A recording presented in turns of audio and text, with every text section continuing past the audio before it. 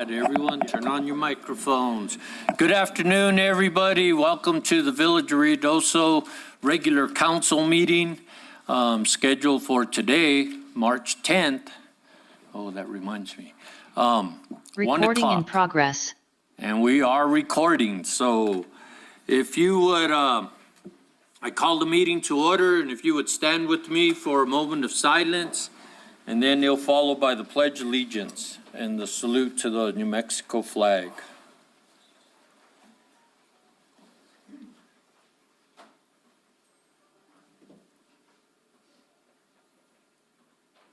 Pledge. I pledge allegiance to the flag of the United States of America and to the republic for which it stands, one nation, under God, indivisible, with liberty and justice for all. I salute the flag of the state of New Mexico, the Zia symbol of perfect friendship among united cultures. Thank you very much. Roll call, Madam Clerk. Mayor Pro Tem Salas, Aye, here. Councilor Eby. Here. Councilor Letterman. Here. Councilor Hooker. Here. Councilor Jackson. Here. Councilor Corey. Here. You have a quorum. Thank you. And may I have a motion to approve the agenda? Mr. Mayor Pro Tem, I move approval of the agenda as presented and also allow the chair to move items for discussion at will. Second. We have a motion and a second. Roll call, please. Councilor Jackson. Aye. Councilor Hooker. Aye. Councilor Corey. Aye. Councilor Eby. Aye. Councilor Letterman. Aye. Mayor Pro Tem Salas. Aye. And thank you, Councilor Jackson, for that motion. And we'll be moving some items around. And I want to start off the meeting with the oath of office for Michael Sralik. So we will just begin with that. And the reason why I say that, if Yvonne has to get out and do a phone call or has to leave, we have someone official to take over the minutes and stuff. It's all that Robert's Rules of Order stuff. You all understand that, right? Sralik. How are you? Congratulations. Thank you, sir. So raise your right hand.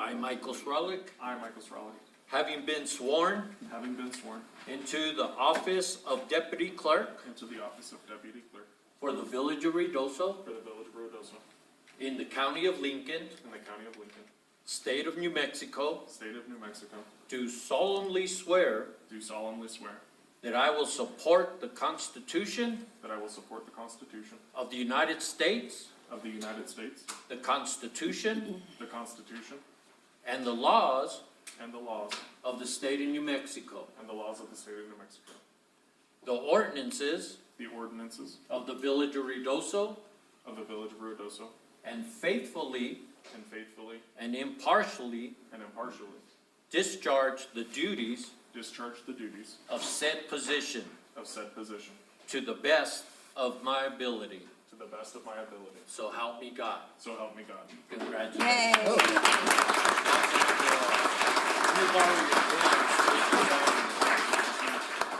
You sign it there.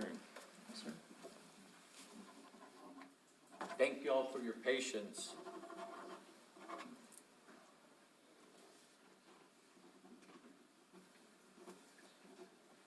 Congratulations.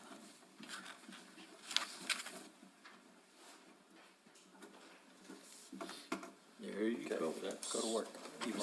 Yeah, get to work. Welcome aboard. Congratulations.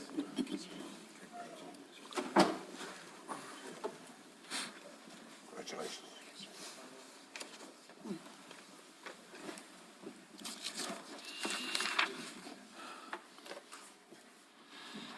So moving on the agenda, we will go over the consent regular items.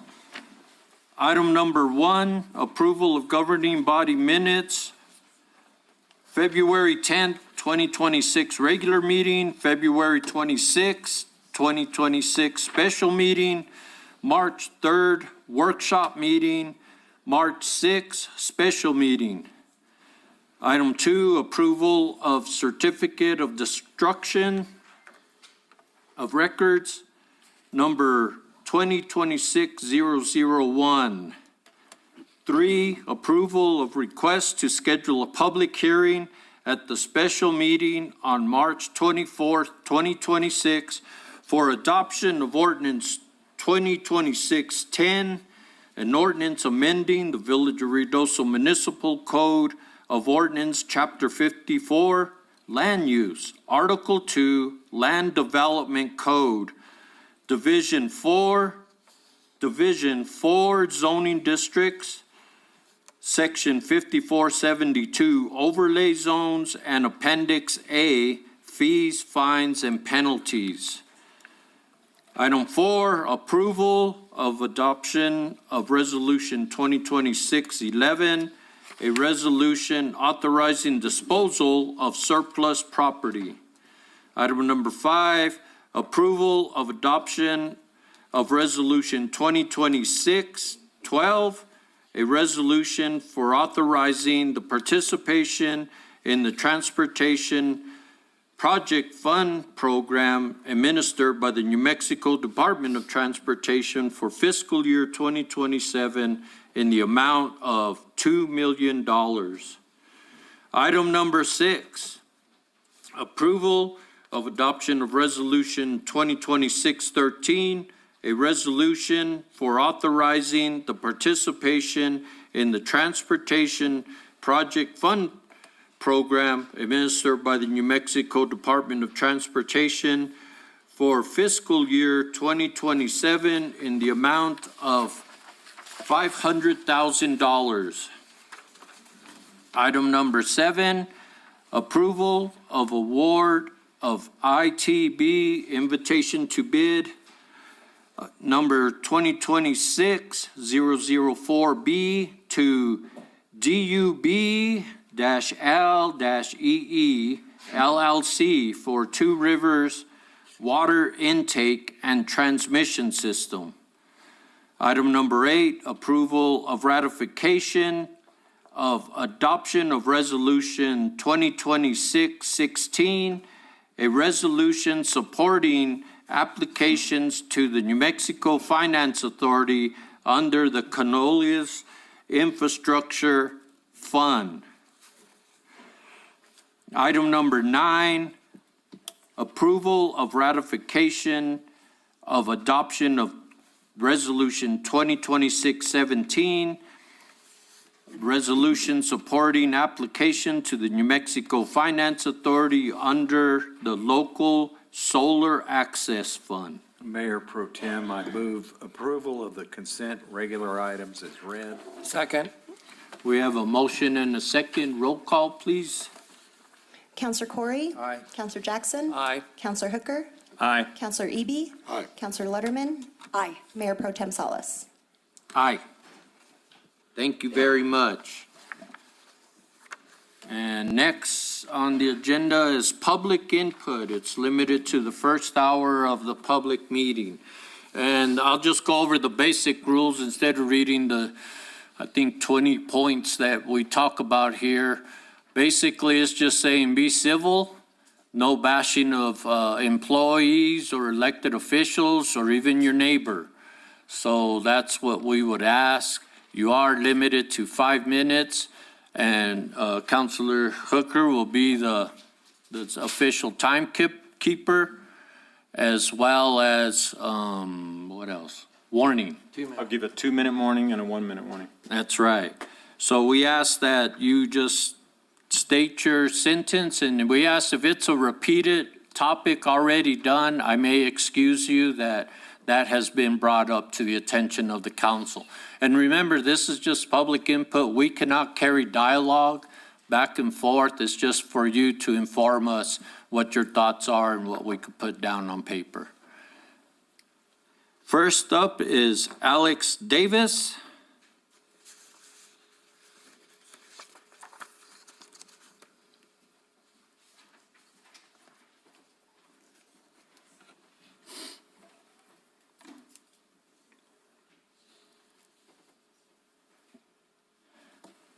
Is it green?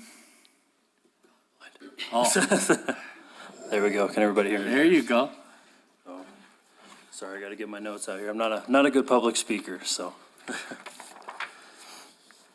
Good morning, Mayor Pro Tem, Council. My name is Alec Davis. I'm an elected officer of the Ruidoso Professional Firefighters Association, International Association of Firefighters, Local 3545. I'm here today to speak on behalf of the Ruidoso firefighters, to express our sincere gratitude for your ongoing time, effort, and support over the years. Your dedication to the firefighters in this community has been invaluable, and we would like to take a moment to acknowledge and thank you. On behalf of our union, we would like to extend a hand in partnership to seek further opportunities to collaborate with you to further enhance the safety and well-being of this community. The Ruidoso Professional Firefighters Association was established this past February to provide our members with a voice that can serve alongside you for the betterment of this community.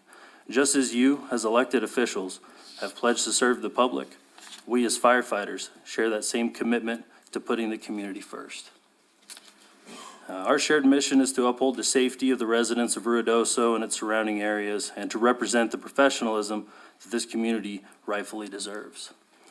I want to make it clear right now that the Ruidoso Professional Firefighters Association is not here to impose financial burdens on this village. Rather, we are here to ensure our members are represented accurately and fairly in the decision-making processes.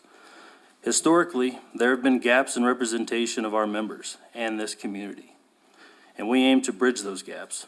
Our mission is to ensure that the voice of the firefighters is heard, the needs of our community are exceeded, and that we work together to achieve goals that benefit the entire community.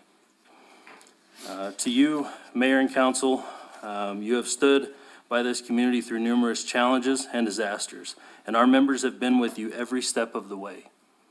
We remain committed to serving alongside you in defense of the village and all those who come to visit. Lastly, I know he's in attendance above. I'd like to extend our congratulations to Mayor Crawford and also Councilmember Hooker on your reelection. Our members appreciate your duty and commitment, and we look forward to working with you for many years to come. To Councilmember Eby and Mr. Jackson, right here. We want to thank you for your years of service and representing our community. Of course, supporting our fire department. Your service is greatly appreciated. So Mayor and Council, we look forward to working together with you for many years to come. Ruidoso, we are your firefighters. Thank you, Local 3545. Thank you. Thank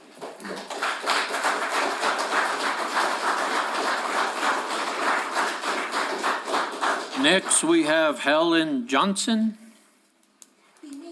Yay. And I'm sorry, if you could state your name and your address too. Okay, my name is Mary Helen Johnson, and do you want my Ruidoso address or my permanent address? Your Ruidoso, I got Johnson Road. Yes, 101A Johnson Road. Okay, That is our cabin, that is not our long-term address, okay? And then I'm here speaking to thank you all for your public service. I'm most appreciative of it. My dad was mayor here many, many years ago. My maiden name was Pearson, and he was Robert Pearson. And the reason that we have 4 lanes through town is because of my dad. So I appreciate very much your service and how difficult it can be, because even that long ago, there were death threats to his life for taking the frontage of parking from some of the businesses. So that's an interesting fact. Anyway, I'm here to ask you to please help us save our cabin. Where our cabin sits, the original was built in 1938, and it is where Perk Creek starts to bend to run down into the Rio Ruidoso. And obviously with the fires and flood, there's been a lot of effects. And lately, the main issue had been because they got it paved on Johnson Road to be able to access up, and it's backed up the sewer in all the cabins. And they have tried to come out and deal with it, but we're addressing a symptom, not the problem. I'm afraid what was done there at the road with the cement is the issue. And part of our issue is that we are also dealing not just with the village, but evidently with the state as well as the federal government. Because now they have, where the first flood took out the big red garage, they've now put a barrier of green sand things. And what that does is back it up into our cabin even more. And then the way that it was hollowed out, it made a big barrier in the middle. We have replaced the driveway twice already, and it's gone again. And the first flood took out the propane tank. But what will happen now if we're unable to mitigate the issues, where we will lose our cabin too. It will float away. The original's been there since 1938. And I'm really hopeful that you all can help us figure out what we'll be able to do to alleviate that, because I believe it's worth saving. Certainly I do, and I think it is a doable situation, but I feel as though the communication between the three entities has made it a big problem. And so I'm here to ask that you all will be willing to help us communicate with these entities to be able to have a driveway again, as well as not let our cabin float away. That the huge flood, the first one after the fire, went halfway up under our cabin, and the front part of the cabin is up on stilts. So it never got in. We lost the propane tank, and otherwise, since the sewer has backed up, since they put in the road on Johnson Road, the cement, we've had the issue with the septic system, or not septic, but sewer system backing up into the house. I'm not here asking for any money or any help with any insurance stuff. I just want to figure out how we can save our cabin. And I think that's it. Thank you. Thank you very much, Ms. Johnson. Next, we have Tim Ducksworth. Tim? Duckworth, I'm sorry.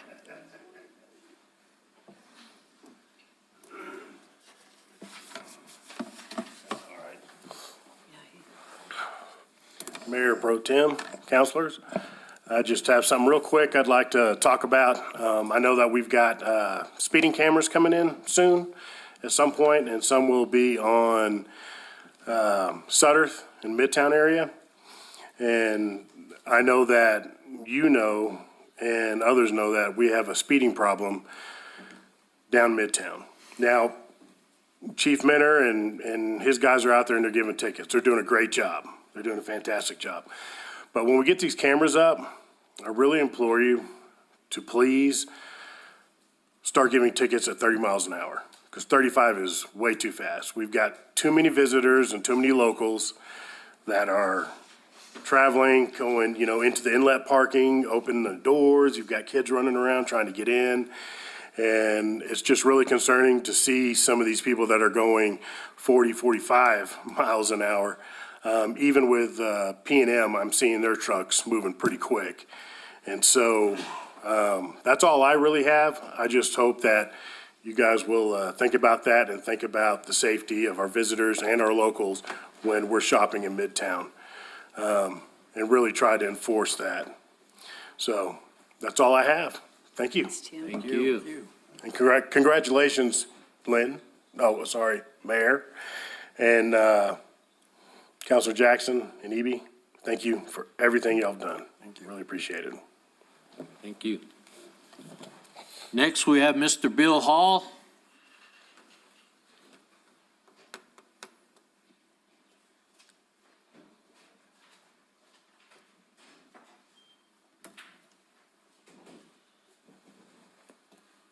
Good afternoon, Mayor Pro Tem, councilors. I know Darren will keep me honest on my time. The first thing was really his thanks. I wanted to thank Councilor Jackson, Councilor Eby for their service to the village. It's not gone unnoticed. We've had lots of good discussions both here and in other places, and I want to thank you for that. I'm sure there'll be a cake to celebrate that later. But also to thank, finally, as I said, the movement of covering up the graffiti in Midtown. That's been on my list for a few months of getting that done to make Midtown more welcoming and not look like gangs are tagging buildings. So thanks for that. Thanks for the stuff with Kinetic as far as getting all the street cuts done. They got all but one, but I'll take what they got. So that was a good thing. The other thing, as I said, I know it's on the agenda. We have a chance as a village to be leaders in dealing with forest management, waste management, and I would encourage you very strongly to move the IPUSA project ahead so that we can be leaders in this and set the tone possibly for dealing with forest fire aftermaths in the entire western United States. That would be an amazing accomplishment for the village. The other thing I have is more a challenge for you going forward. And mostly, as I said, it was kind of listening to all the, stuff we had to deal with during the elections. There's a lot of mistruths and lies out there. You see it on social media. But the challenge I have is to deal with one of our challenges that we'll face as a village, and most of you will probably see your terms in office go by, is the dealing with FEMA and the challenges and the money. My challenge is there a way we can start to track from 2024 money obligated versus money spent, projects obligated versus projects in progress? I know if you listen to Monday with the mayors, whenever that question gets asked, they do a good job of explaining it. But we've got an opportunity, I think, if maybe once a quarter, you took 2 or 3 pages in the Ruidoso Insider and said, okay, here's what's been obligated, here's what's actually been spent, here are the projects we've got, here are the projects that are obligated but not further advanced to construction. That opportunity to continue to communicate that can be all of yours legacy before you leave here, because it's going to go on for 10 years. We know that. Thanks, Darren.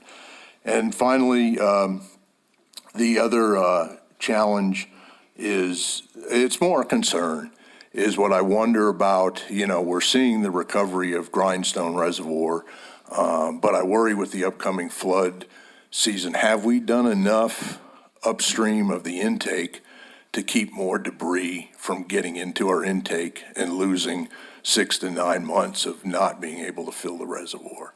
I don't know the answer to that. To me, just a quick brief look at the area, I go, there could be things I think we should do. What can we do? Certainly something to be able to keep rocks and boulders and trash racks above the intake, not just the intake itself, because otherwise, as I said, that puts our reservoir in jeopardy of being able to be refilled. But that's it. And again, just thanks to Joe and Gary. Thanks for your service. I appreciate it. I appreciate you listening to me every month. So best of luck in wherever your endeavors go. Thanks, guys. Thank you very much. Next, we have Nick Lawrence.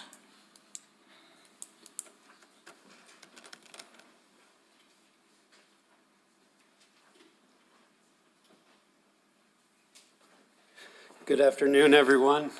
Thank you for affording me the opportunity to speak for a moment. I've lived in Ruidoso at 216 Jack Little Drive. My parents have held that residence since 1983. I've been in there by myself since 2013 after my father passed. So I'm a local. I know most of you for a very long time. I've seen you all around town. I've dealt with some of your kids, whether it was when I was a kid or when I was coaching them. And the reason I'm here today is to talk about Ruidoso's youth. I'm very concerned. Both of my kids have already graduated and are no longer in my house. But I'm out running Little League this year for baseball. One, because it's a chance for me to preach the gospel to young kids. 2, it's a chance to keep myself busy and try and be positive with kids and teach them how to have integrity, discipline, and respect in the world that they're growing up in. What I'm concerned about is I believe it's on your agenda today. There's really not much for kids to do here. And I know this not to be true. I know that most of you have a heart for people, but the general perception is that the village does not care about the youth of this town. And the reason that is because there are no fields, there's no place for them to go. The fields that we do have been rented out to a local businessman for the majority of the year, and kids aren't allowed onto that unless they pay a premium price to go ride a slide or do something like that. Parks and Rec tries to do things, but they also have to compete with the tourist dollar and finance that. So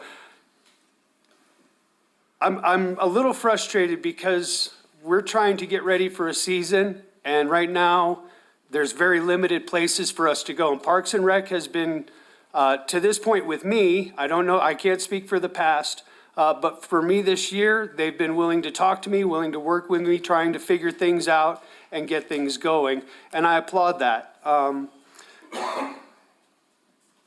Just as an idea, when we have a baseball tournament up here, the Memorial Day tournament brings 170 teams. That's 12 kids per team, 3 average family members with that kid, which comes out to 6,120 people in one weekend. If every family spends $100, that's $612,000 in one weekend, and the potential of running 30 tournaments a year between adults, girls, and boys comes up to, just at $100 a family, $18,360,000. That's 30 tournaments a year. That's substantial cash. That's a lot of money coming into Ruidoso. And I know that with the racetrack not going to be here this year, potentially not here next year, and who knows what the future brings, this town's going to need revenue in a different way than it has before. I just wanted to come and advocate. This last tournament, I'm not sure if you know this, I know Parks and Rec can corroborate with this. More than half the teams dropped out of the tournament because they don't want to pay a premium price to play on a makeshift field out in the middle of a soccer field.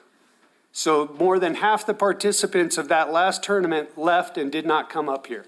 That's a lot of lost revenue. And the reason I think it's important is this isn't the first time it's been brought up. I came with a group of over 20 people 8 years ago and was told, yes, we're considering, we're thinking, we're going to do all these things, and nothing ever happened. So I would plead with you, if you want to keep families in Ruidoso, if you want to bring people up here for the labor force, start considering what their kids are going to be doing. It's bad enough that New Mexico ranks last in the nation in education.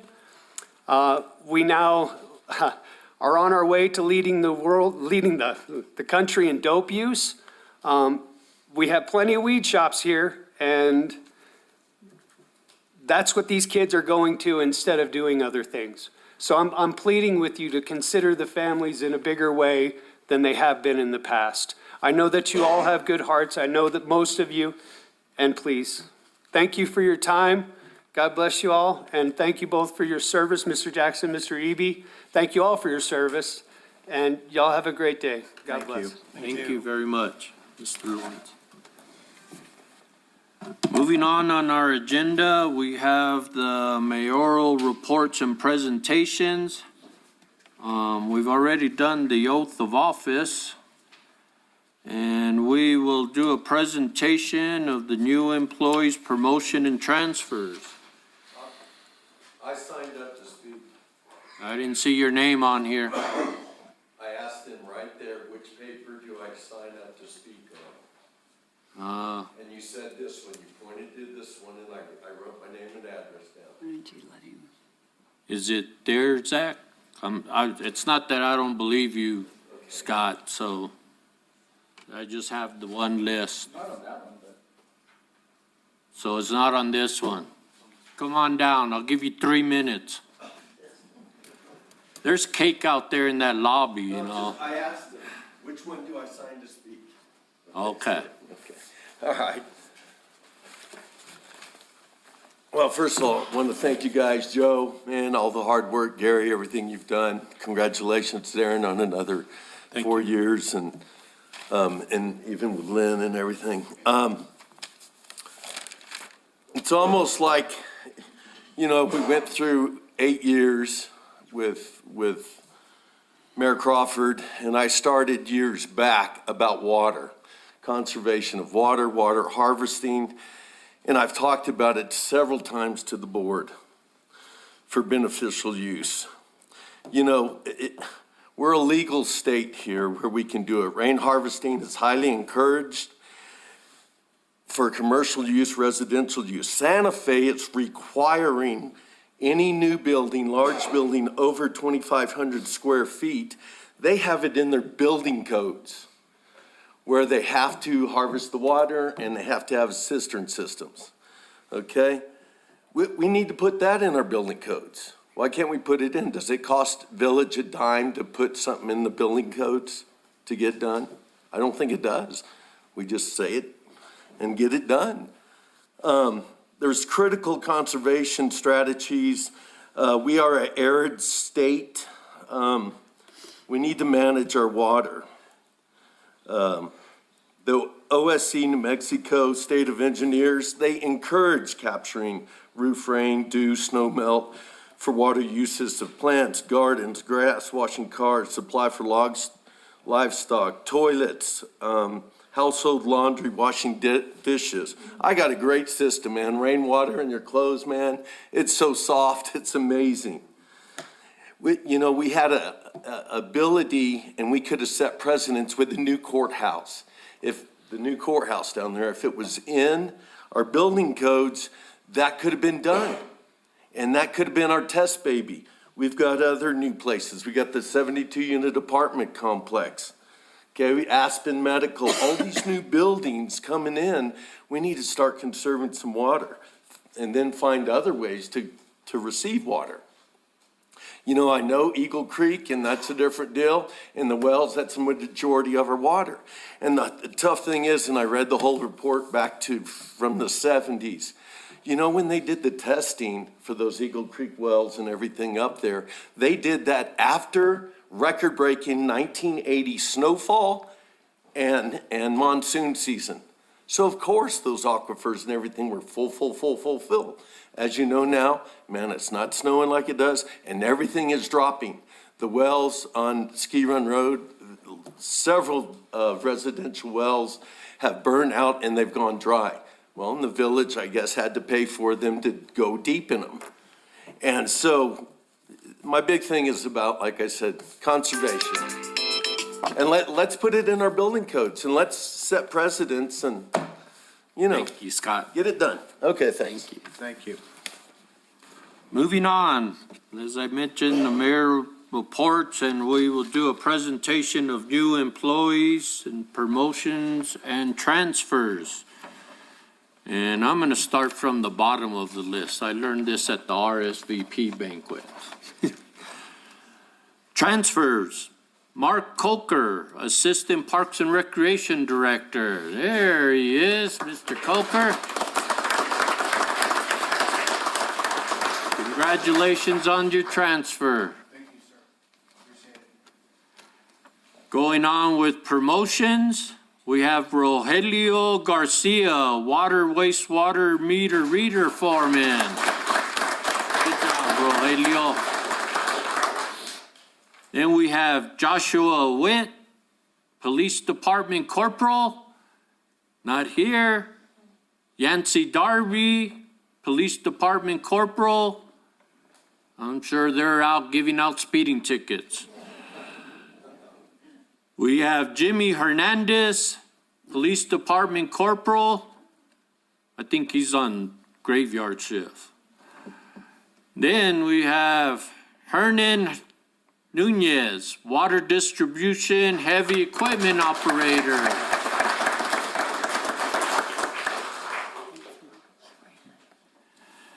And we just sworn in Michael Schreilick. Welcome aboard.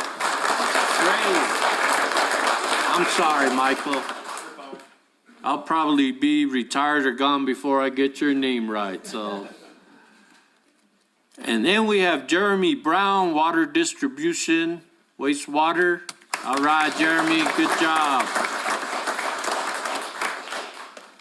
This is a favorite one of mine. Earned water levels. These men, they study hard to get these levels. Justin Vorbach, level 3. Justin, he's out. But that's great. He's producing that, helping produce that water. Ah, that's even better. Jeremy Garcia, level 3 water production. All right, Jeremy. Good job, buddy. Lucas Pickard. Where's Luke? All right. Good job. He got to level 1. That's the first step. I know you'll get a level 4 in 2 years. No, anyway, thank you, gentlemen, for your dedication. Our new hires, Rachel Morgan, utility billing clerk. All right, Rachel. Now I recognize you, Rachel. It took me a minute. I said, I know that lady. Married us. Yes, I did their marriage, and I worked with your dad for decades. There we go. Next, Alexander Lucella. He's the event recreation supervisor. Then we have Abel Borrego, wastewater tech. All right, Abel. Then moving up to Jeremy Wood, park maintenance tech. All right, Jeremy. And then Miguel Marchero, Parks and Rec Director. Did I say it right? No, Parks Maintenance. Parks Maintenance, I'm sorry. Did I say your last name right? A little worried back there. Didn't get the memo. Matthew, you can rest easy. Look at Matthew.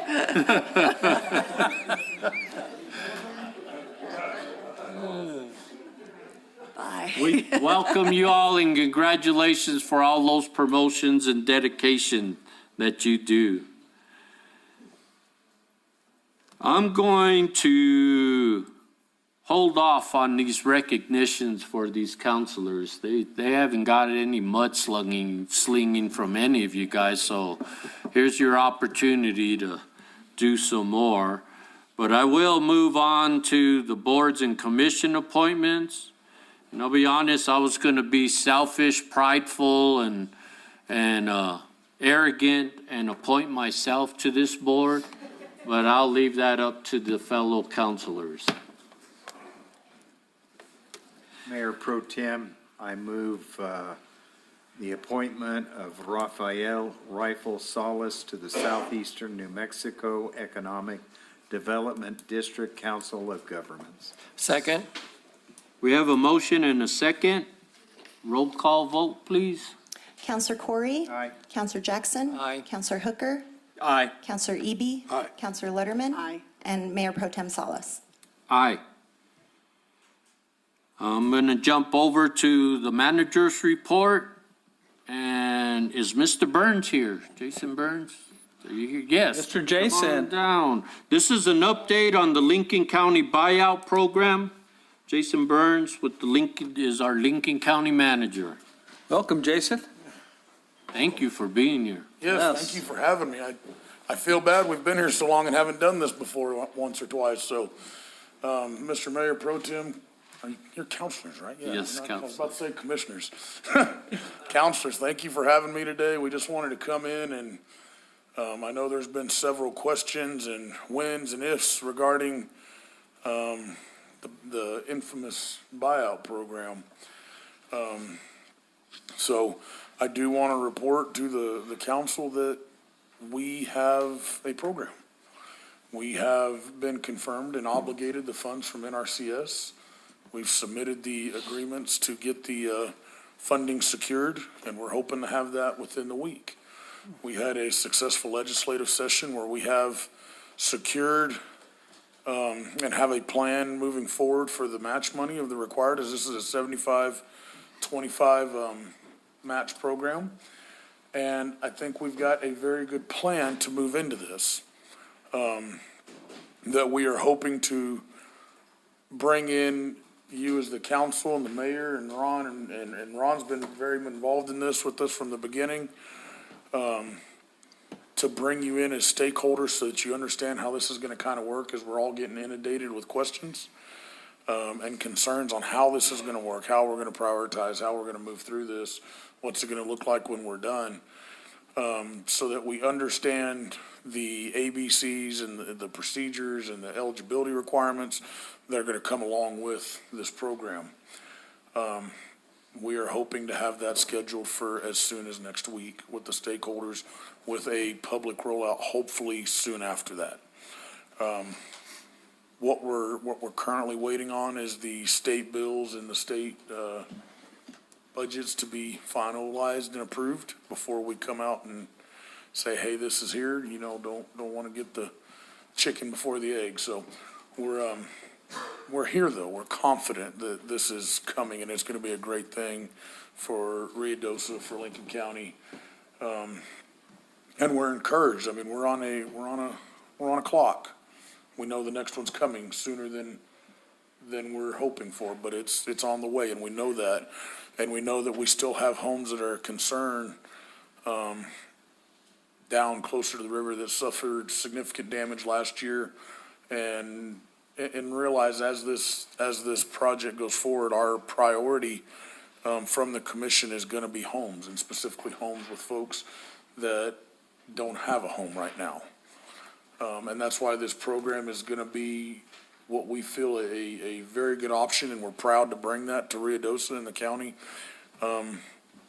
Because this has occurred through no fault of our citizens. And this is how gonna be our best chance to make them whole and hopefully keep them here. So with that, I think I've covered about, I'll stand for some questions. I'm not. Yeah, we'll are there dig any into the- questions, Counselor? Mr. Burns, thank you for being here. So when we say we're going to meet next week and then soon, our citizens are like, Oh, I know.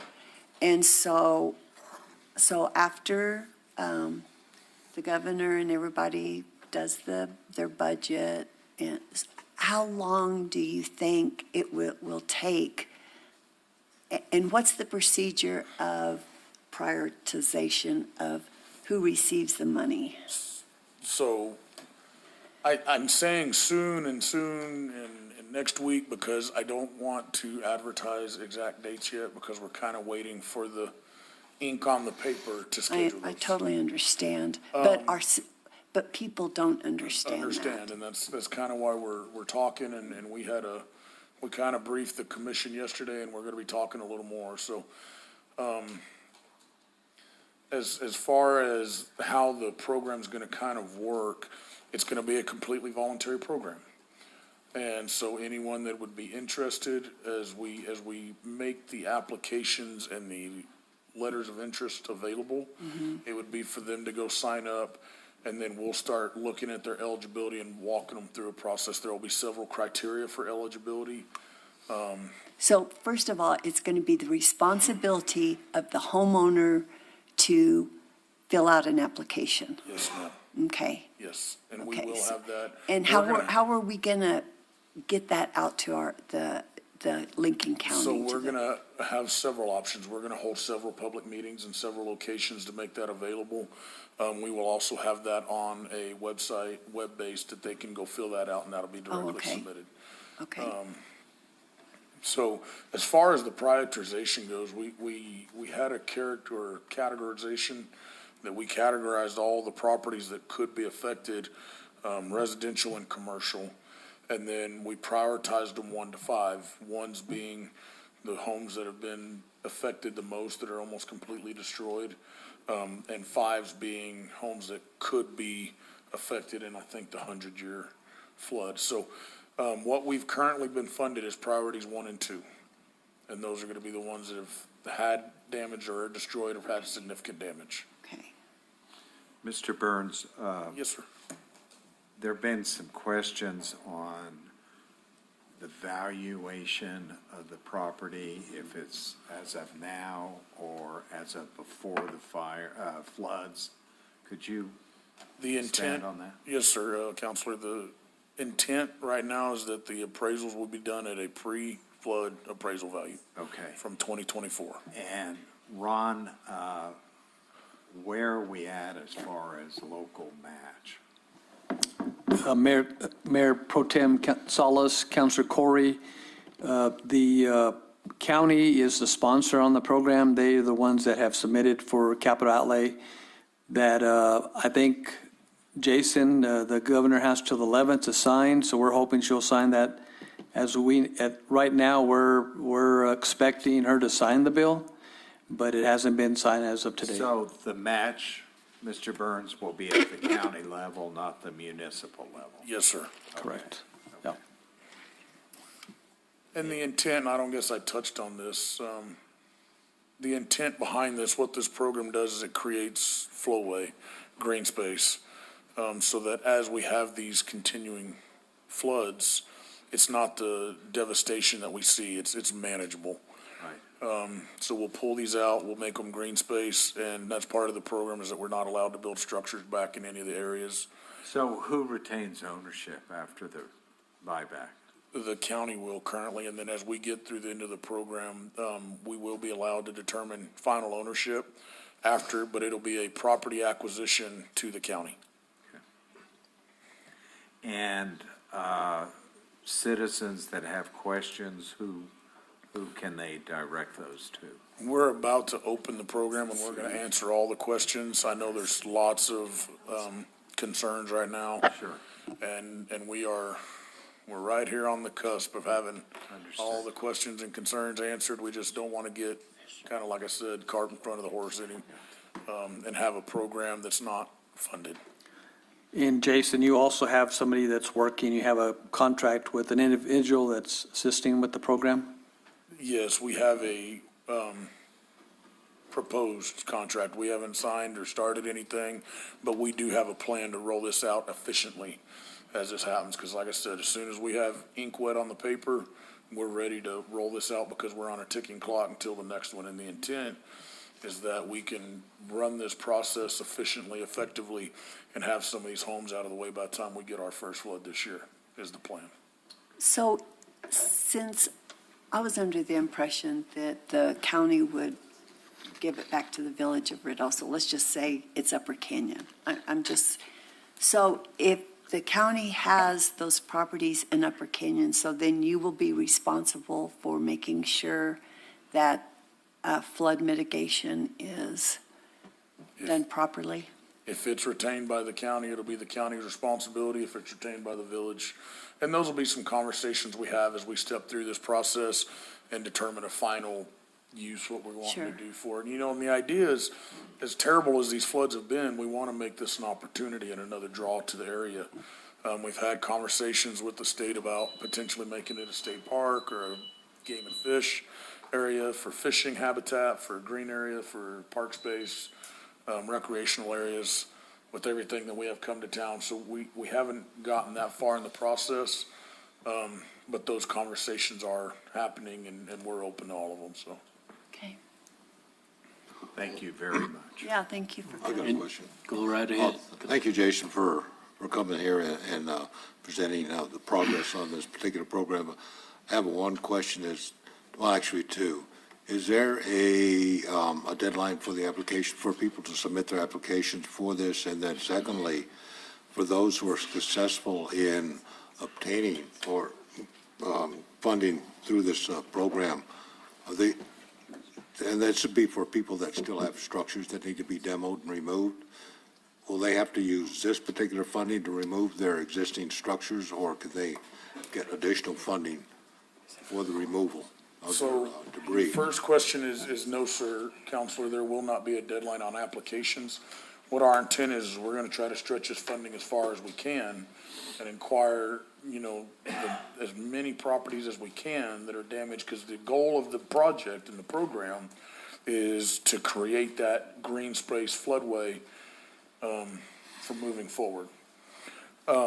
With that, the program is a fully comprehensive from start to appraisals and evaluation to purchase and then to demo and back to restoration to green space. So in that cost analysis or the appraisal, then that'll also include any demo and removal of debris? Right.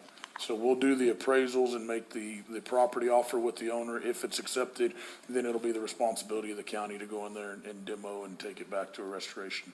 Okay, thank you. Yes, sir. Any other questions? No further? Thank you again. Thank you very much, Mr. Burns. Thank you for having me. taking We'll, your time. As we progress on this, we'll come back with updates and we'll be back soon. So, That would be great. Thank you. you very much. Thank you, Jason. Appreciate it. thanks, Ron. All right, Mayor Pro Tem Salas, members of the council, next we're going to have an update on the clean and lean properties. We have, I know that Christopher Kelly's here and Alex.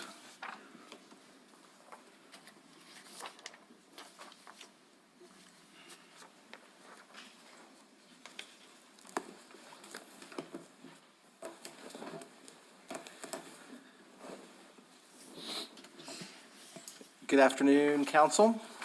Hey, Alex.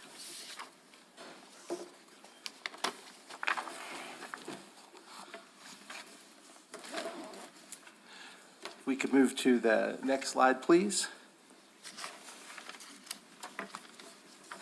All right, update here for the 100 No-Gal property. An abbreviated history from what we provided before, just sort of the most updates from where where we left things last month. That the court did indeed find the owner guilty after we had filed a case in the municipal court. They were found guilty, were assessed fines on February 9th of this year. On the 19th of February, the building permit was issued for repairing the chimney, the roof, the deck, the handrails, the stairs, and the interior. So where we are with that, next steps will be code enforcement will continue to monitor to be sure that the property is kept clean and in good condition. And then also building inspectors will conduct inspections as requested as that work gets completed. Next slide, please. So 116 No-Gal, this is a property not too far from the last property. The situation with that property would be that in December, there was a letter sent by code enforcement to the property owner regarding the trash and vehicles. When the building official also went by to investigate, found the property to be in compliance. February of this year, the property owner was sent a letter from code enforcement directing them to obtain a vacant building permit no later than March 5. We did not receive any response back from that property owner. Therefore, we will be issuing a citation to compel them to get the vacant building permit and secured in that way. Next slide, please.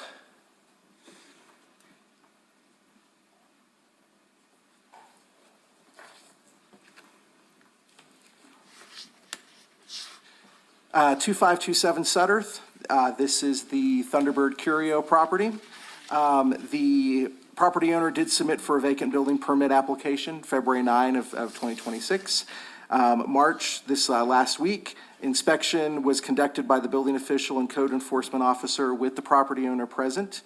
There was an email that was sent out on the 4th to the property owner that recapped the inspection with any deficiencies that were in there. That made it so that it was not in compliance with our vacant building ordinance. Direction was also given to paint the unfinished wood with covering the windows and the doors, to cover the graffiti with gray paint, matching the other window coverings, and to remove the board strapped to the landing at the front of the building. The picture here that I took this morning does indicate that they have complied with that. Next slide, please. How long does the vacant building? That is an annual permit. So they have a year that they may have that building in that situation. Did the owner indicate what they plan to do? Yes, the owner indicates that they are going to restore the building. And did the owner give a time frame? At this point, no, but let me finish with my slide, please. So they have 30 days, which would be April 3rd, to comply with the requirements of the vacant building ordinance. They do intend to repair the structure, and at that point, building permits may be issued once they are in compliance and they've submitted all the required plans.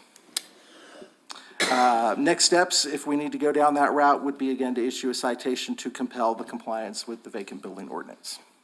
So the next step wouldn't be for a year? No, so they have 30 days in order, from the date of when they received the notice from, the email from the building official. So they have until April 3rd to come into compliance with the requirements of the vacant building ordinance. Okay, but And they've at that point, done the painting already. What else do they have to do? So the items that remain outstanding in regard to the vacant building is they need to provide that the building is maintained in good repair, structurally sound. That will require a report from an engineer, qualified engineer, to provide that. Same thing with the structural members on the inside, the rafters, that they are also capable of sustaining, maintaining the building to keep it from falling. Also, they will need to provide, and issue a certificate of insurance for commercial liability, and also designate a local agent that we can reach if, in case there are issues with the property. And they have to do that by April 3rd? April 3, April 3rd, yes, 30 days. Okay.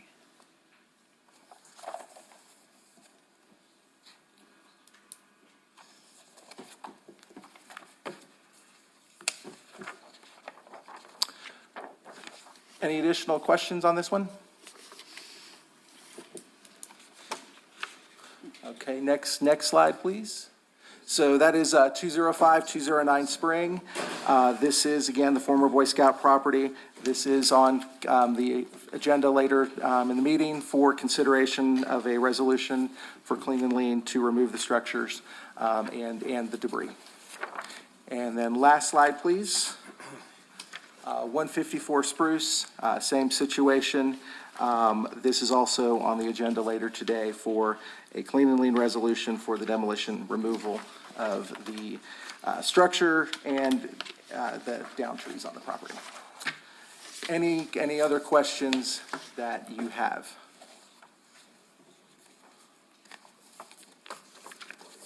No other questions? Thank you very much, Alex. Mayor Pro Tem Salas and members of the council, the next item is going to be an update on the short-term rental software. We have Matthew Davis with Deckard on. He's going to be presenting via Zoom. Hello all, Mayor Pro Temp and Council. Thanks for having me. Hold on one second, Matthew. Hold on, Matthew. We haven't got the screen set up yet. Oh, it's okay. I'm just going to be speaking through the updates as well because I figured the sharing, I might need access. Okay, hold on one second. They're trying to.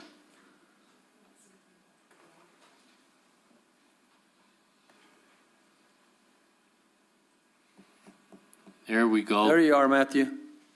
I see myself on the big screen. All right, so my name is Matthew Davis. I'm the Director of Client Success for Deckard Technologies. I'll be providing a brief update on the Village's short-term rental program that we're running with Christy and the short-term rental team. Feel free to ask any questions as I'm working through this. I want to first start with an update on the implementation status. We're effectively exiting the implementation phase. There were some initial delays due to legacy data integrity from a previous vendor that we've been working through with the short-term rental team here in the village of Ruidoso. Those have now all been resolved outside of a few issues, but they're no longer blockers. We're just south of 600 active short-term rental license within the village of Ruidoso. The platform is now active. Rentalscape, as it is called, is now properly identifying and flagging potential violations of active STRs with listings that do not have full compliance, meaning they are not licensed with the village to be operating. From there, we are about to launch enforcement sequencing, which is a 3-letter campaign that will be sent within 30-day increments to potential violators to comply, meaning they either register, right, and get an active license through the village, or they drop off. And because we want to make sure that anytime there is a short-term rental stay, they are within compliance and they're remitting taxes to the village. The tax and registration portal are both active, along with the inspection module that allows for a seamless flow for STR property owners or managers to register a property, to remit tax, and also to have their property inspected pre that license going out. This will all be handled within the singular system. We held a meeting with property managers last Friday that was very successful. We ran through a demo showing them how to register and remit tax. We had a productive Q&A session. I believe this was recorded by Christy and her team and can be shared for future use as well. Currently, we are working with the team to identify any of the larger property managers who have yet to remit tax in November, December, and January, as we've been moving through this adjustment period. And we're actively working to get those taxes remitted because we realize that it is the largest outstanding dollar amount that can help the village of Ruidoso. So that is the next step. But we have seen successful tax payments already be coming across. And as I mentioned, we're now right south of 600 active license, which is what the short-term rental team within the village expects us to be at. So I would say the foundation's now set, the system's operational, we're starting to produce results, and now it should just start operating, proactively and without a lot of the initial pains that we've seen as part of this implementation process. But with all that said, any questions for me specific to the program? Getting mixed reactions about the meeting last week and continued frustrations, particularly as it relates to the remittance of lodger's tax. So are we going to have a follow-up meeting or? Yes, Mayor Pro Tem Salas, Councilor Corey. Matt, you said that you were also available to have these meetings directly with the property owners if they had any issues. When we had our meeting, the mayor and I and yourself had the meeting, and along with your team, we do need to have another meeting, a follow-up meeting. If we do have, I sure want the management companies to reach out to us, reach out to me, and we'll make sure that if they're still having issues, that you guys are there to assist them with those issues so we can get the lodger's tax remittance going, because we need to, as we stated, that we stressed to you and your CEO and staff, is that we have to have that revenue coming in, so.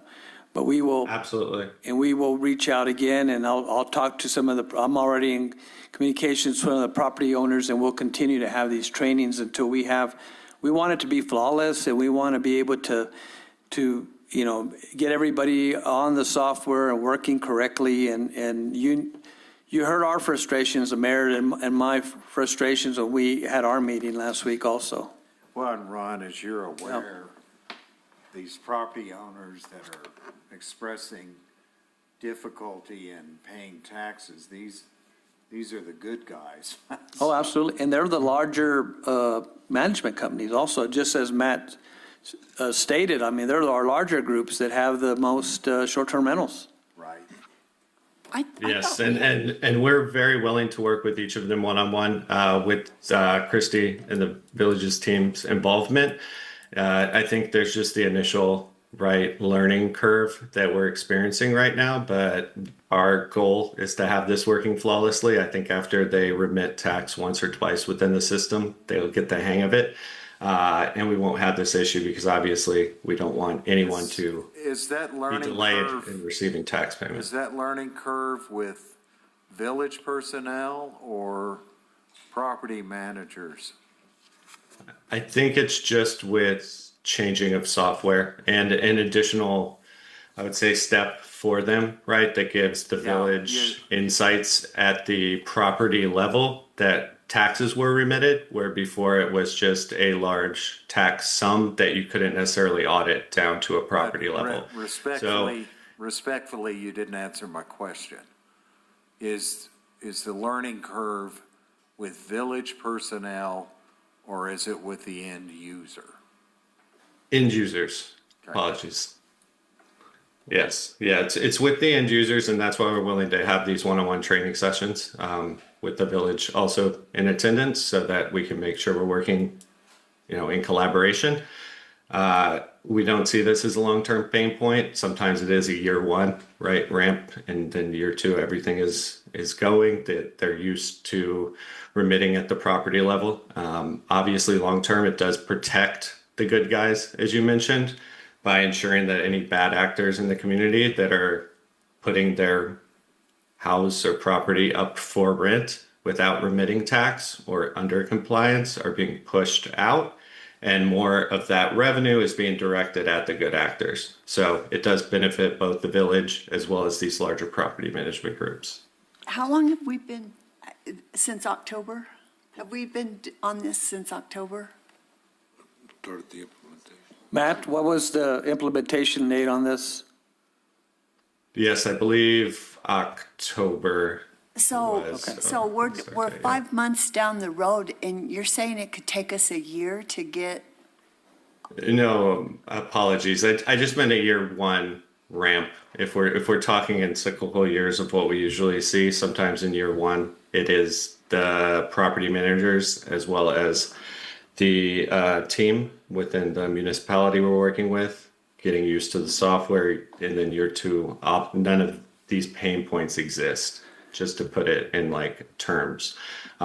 We expect to be through this as soon as we have these one-on-one meetings with the property managers. We're down to just a few larger property management groups that seems to still be having, the training. I think all of them were in attendance last Friday, and I know a team member from my side reached out to Christy to start setting those meetings today as a follow-up. So we expect it to all start happening very soon. Hey, Matt, also explain with the old software to the new software, what the issue was with that.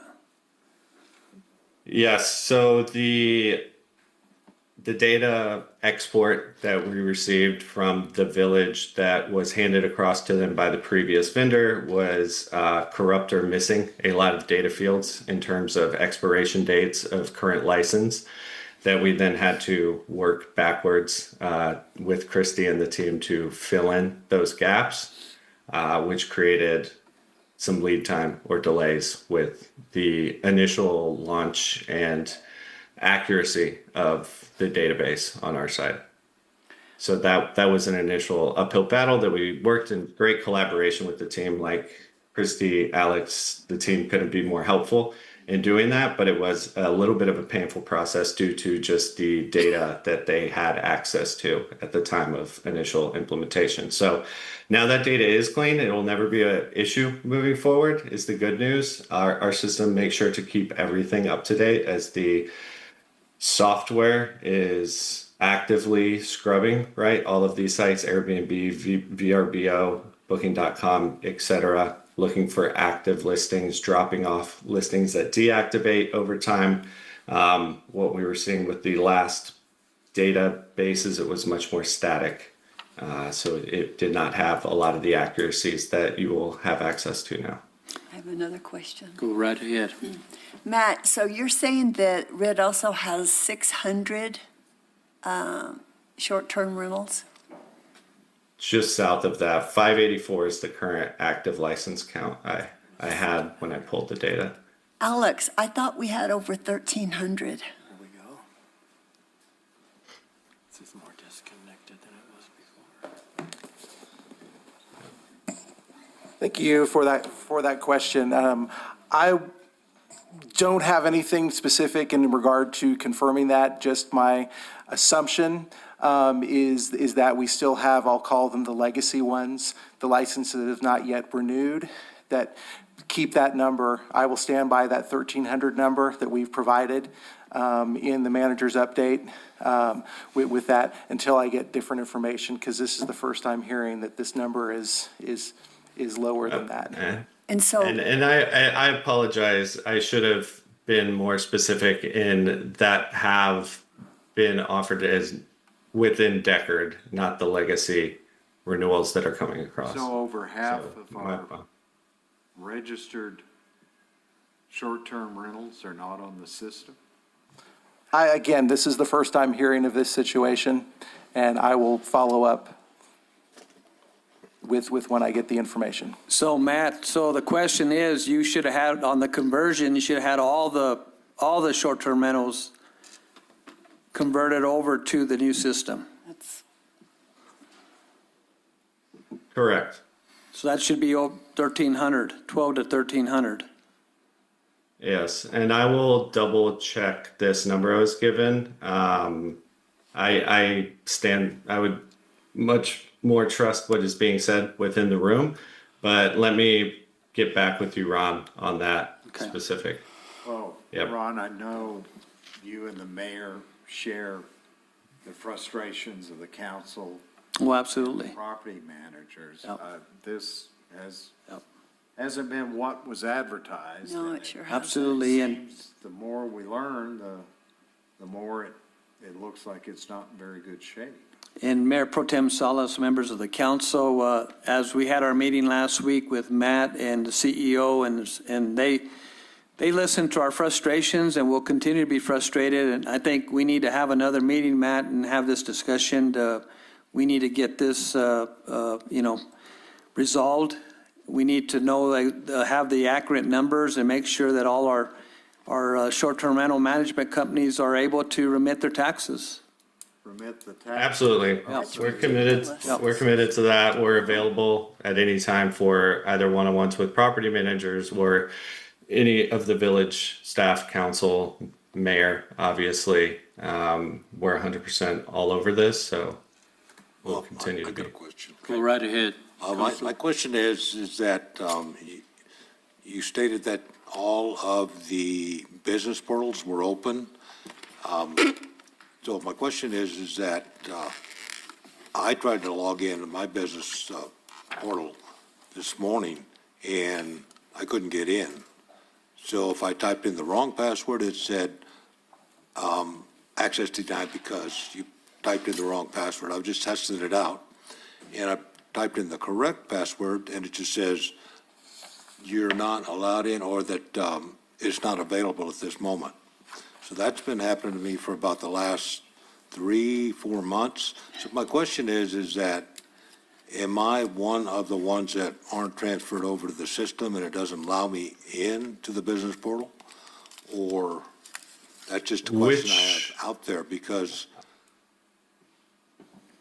I would need to You know, know that- more that would- specific about which module or what you mean by business portal. And then I can definitely look into it well, specifically. Alice would know, and that would be for your business registration, paying your taxes, where you get your messages as far as your permit is due, and so on, to set up your inspections.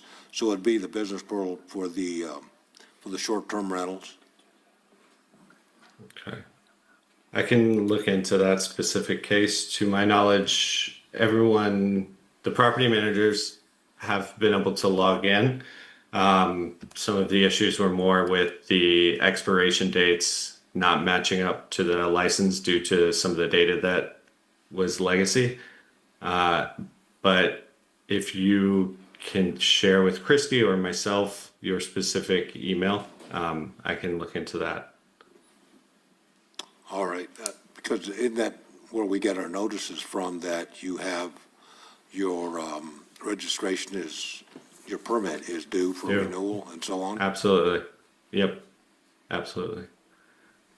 So, Counselor Eby, have you been receiving your notices?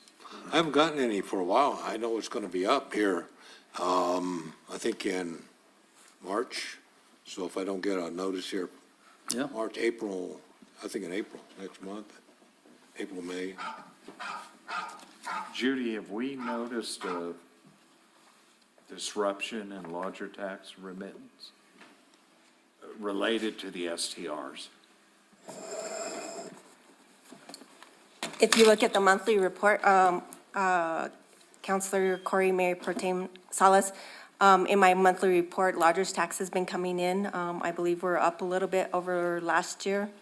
Do we granulate it down to So- the STR level? No, so, because the systems are two different products, what happens is we get a lump sum of payments that come to the bank, and then we post off the bank. Okay.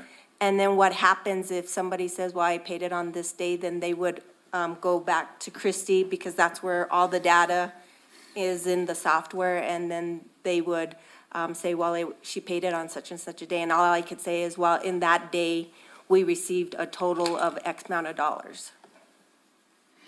Yeah. Yeah, I don't feel any better today No. than I did No. last month.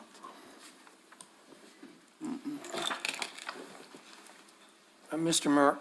Mayor Pro Tem and Manager Sena or Matt, could you walk us through exactly with all these meetings with the property managers, what the current process is if a public member or if someone, a resident in the village, has a complaint in their regular neighborhood about a loud noise, and that may be occurring in a short-term rental? So, Mayor Pro Tem Salas, Counselor Jackson, they have two options as we, they can call the police, the 911 or the non-emergency number, and then also report it on the portal. We have the local number on the portal of the Deckard software. And we want to make sure it gets to the Deckard number, because that way they'll have it recorded, but we also want it to also be sent to our dispatch center, so. Thank you. And our dispatch has that number too, to Yes, correct. disperse that out. Yes. Okay. Any other questions for Matt or? No, Mayor Pro Tem Salas, members of the council, Matt, we're going to have another meeting, and we need to reconcile and make sure we're all, all the short-term rental establishments, all the management company, everything is on the portal itself, and we'll even have our finance team present on that meeting. We just need to make sure we're coming up to a year that we awarded the software. And I know the 1 year's coming up, and we are frustrated, and we need to get this resolved. What about the people that aren't like a Joe that has a short-term rental? Were you in on that meeting? No. So how can those people know what to do? We're going to, Mayor Pro Tem Salas, Councilor Lutterman, we'll put the word out. We'll get with all the short-term rentals that we have, and they have a list of everybody, and we'll include everyone.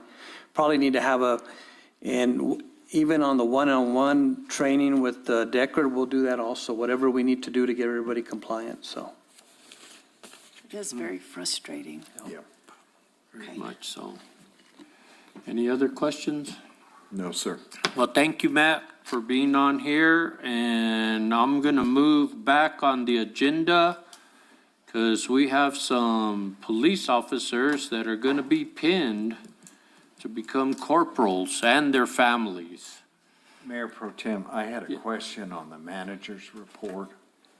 Are we Go- going back go- to it? We can. Okay. Let me go back to that because we got families and Okay. everybody out there, and I'm really wanting cake too. Mayor Pro Tem and Council, thank you for working with me on this. I was running a little late, coming in from another obligation. But as I've put out a lot of times that we're working through our leadership in our department, And I've been fortunate that we've been able to fill enough seats that I've been able to move some people up. And 3 individuals, we went through a testing process. 3 individuals tested well and have wanted to step into that leadership role within the department. And so I would like to present them today. And where's my badge? You don't need no stinking badges. Yeah.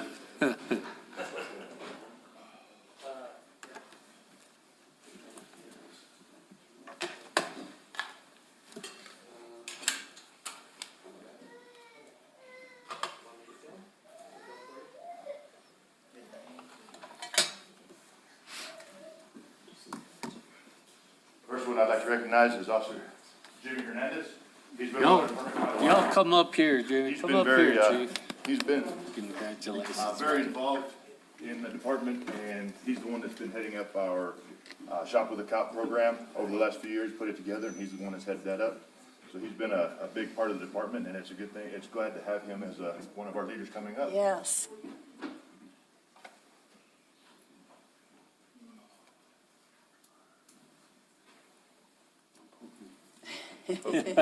Broken dead. Yeah.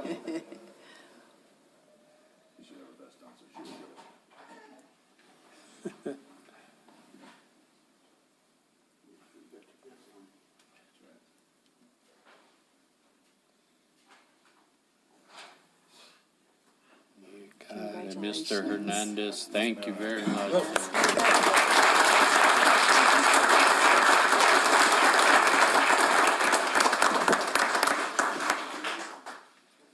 Next, I'd like to recognize Officer Yancey Darby. He's been with our department for quite a while now. He's good from Roswell. Congratulations. So we were lucky to pick him up over here. Congratulations. Officer. I know it's been a little while coming because we haven't been able to, and I know he's been wanting to move up in this role with the department, so it was fortunate that we were able to do this and that he has wanted to step into this position, so. She can do it.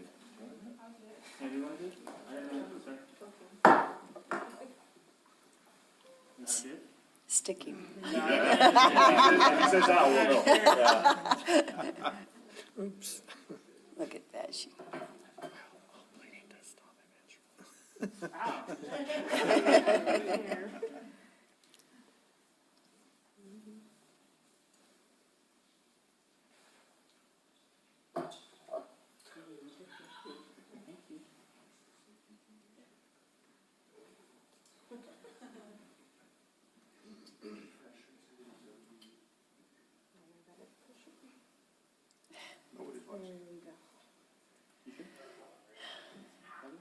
Done. Yay.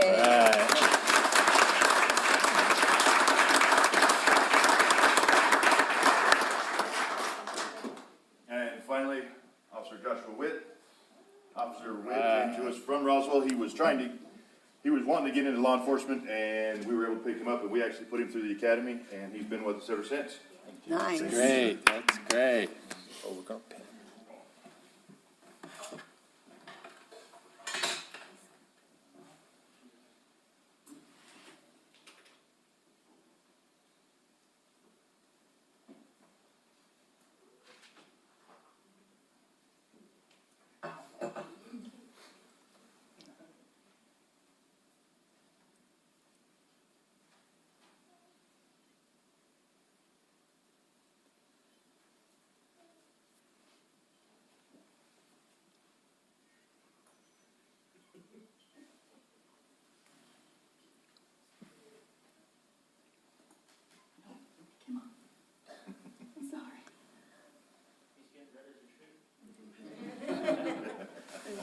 All right.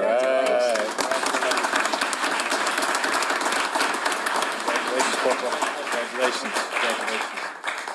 Thank you, sir. Congratulations. Congratulations. Thank you, sir. Thanks, Chief. Thank you. Thank you very much. Thank you very much. Congratulations.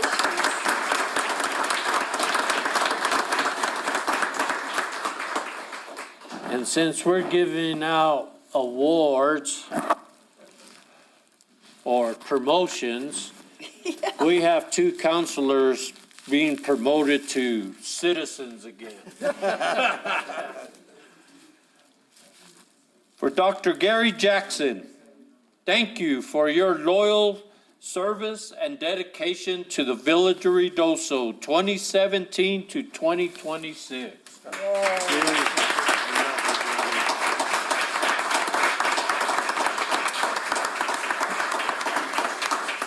And also presented to Mr. Joe Eby. Thank you for your loyal service and dedication to the Village of Ruidoso from 2012 to 2026.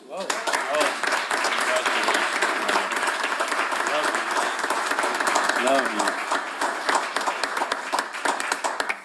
you. As I could speak for myself, it has been an honor and pleasure to work with both of these men in dealing with all what the village deals with.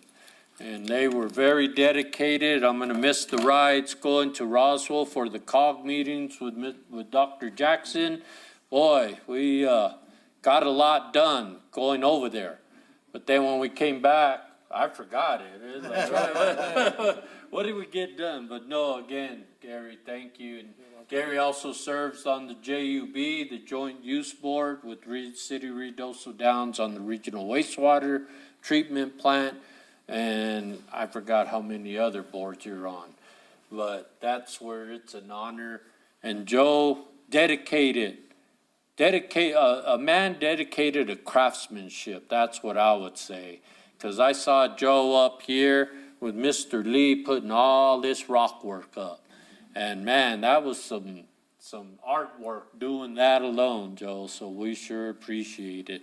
And you serving on the Municipal League, getting our voice in there as our area director, District 6, I believe we are. And that's where he was dedicated, going to Santa Fe more than I ever went or want to go. So, but it's there. Joe, would you like to say anything? I would like to say it's been a pleasure to be with the Village of Ruidoso, and I want to thank all the past and present employees. It's been a pleasure working with y'all, and I know that the village is in good hands and that the future is going to look bright, and it will be bright. Thank you all. Dr. Jackson. I can't hardly follow anything that Joe Eby says and add anything more. I think he said it all. The support staff for the village is nothing short of remarkable, and you need to take your own hats off. And the village manager was an assistant manager when I first came on board, and they asked me, well, what do you want? And I said, well, I want to learn. And they were excellent at providing me that opportunity. Yeah. There's a fund of knowledge to learn, and there's a fund of knowledge and a compassion to help. And that's what all counselors have done, and it's been a pleasure and an honor for me to serve.